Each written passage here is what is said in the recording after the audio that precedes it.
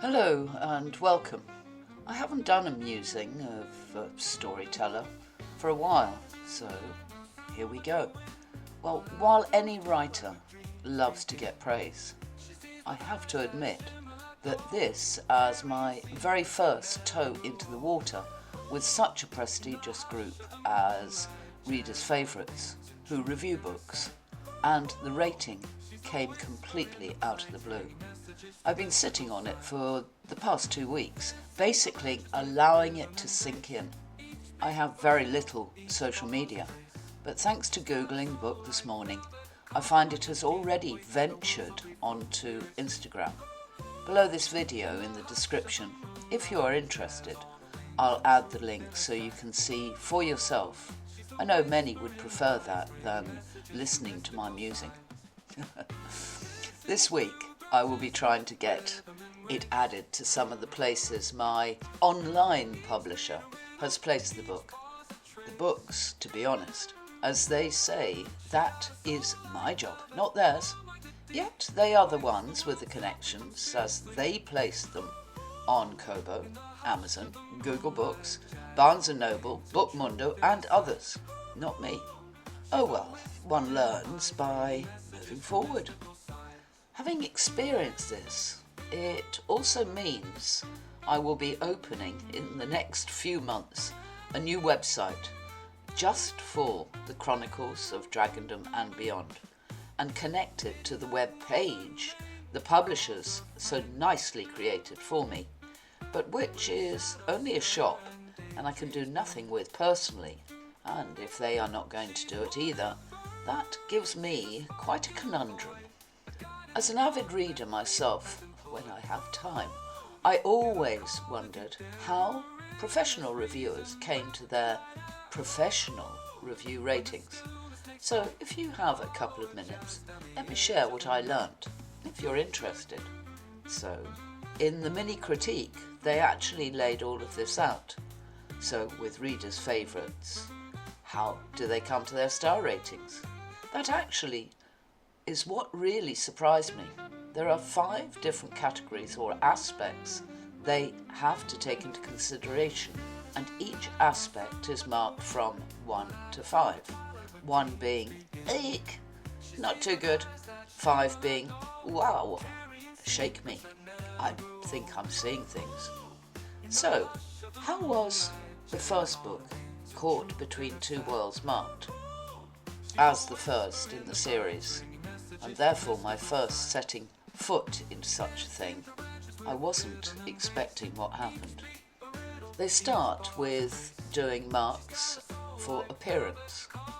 The appearance of the book, it appears, can make a significant impact on the experience of a reader, whose enjoyment is often enhanced by an enticing cover, an intriguing table of contents, interesting chapter headings, and when possible, eye-catching illustrations. The second, on plot.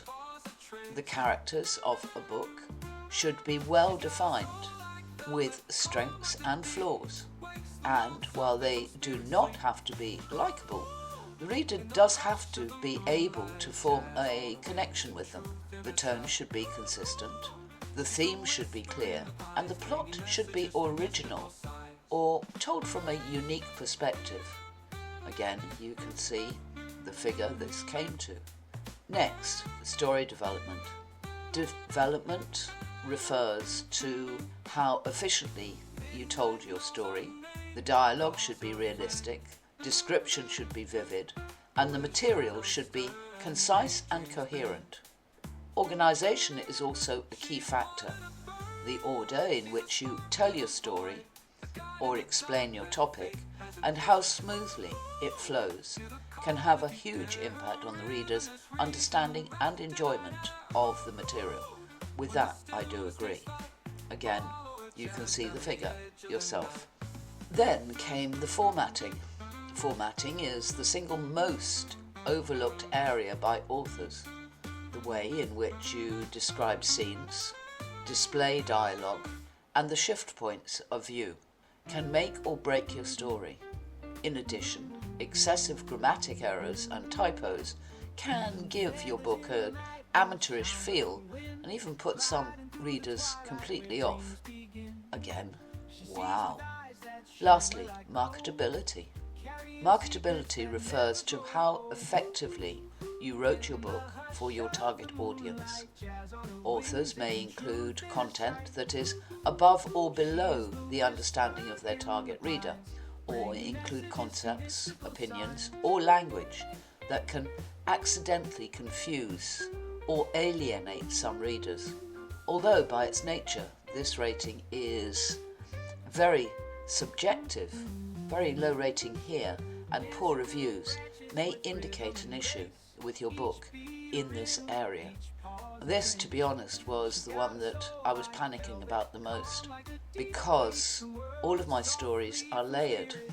You can find just the general, enjoyable fantasy, science fiction, adventure on the surface, but then you can go deeper and find other layers below it, like the reviewer did, which really surprised me.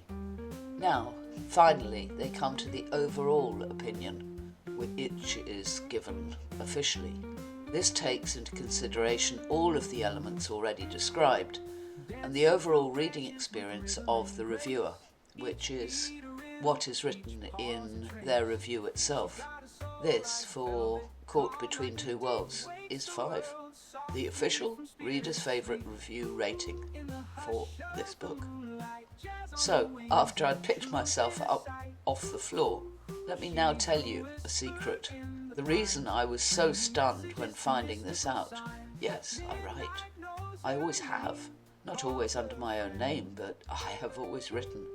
I've done all of the background, the work in that area, so that alone chuffed me to bits. But I also learnt and designed this cover myself, and all of the layout inside. So, who says you can't teach an old dog new tricks?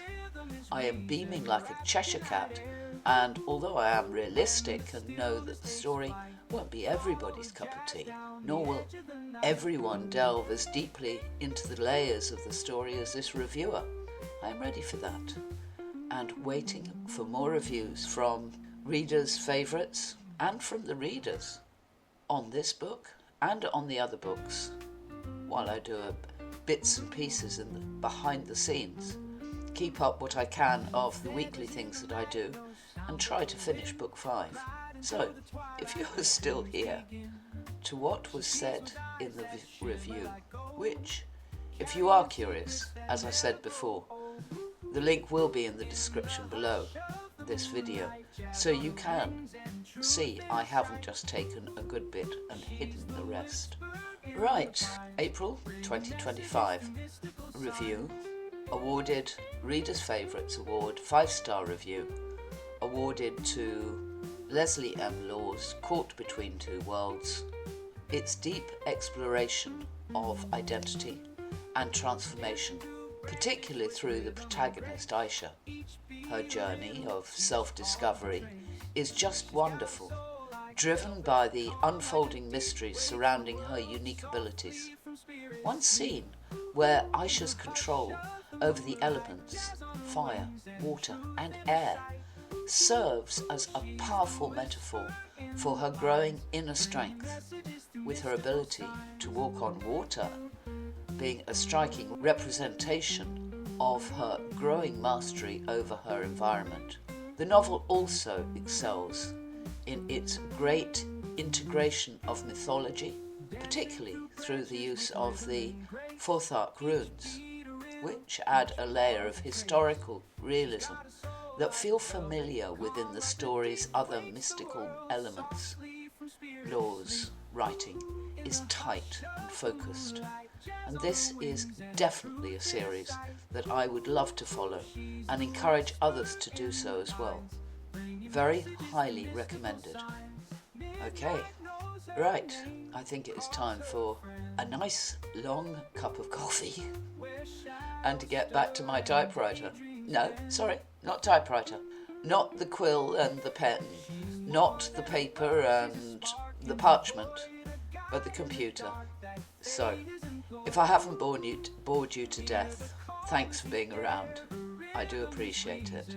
Goodbye for now, and I hope I will see you again soon. Follow a jazz down the edge of the night.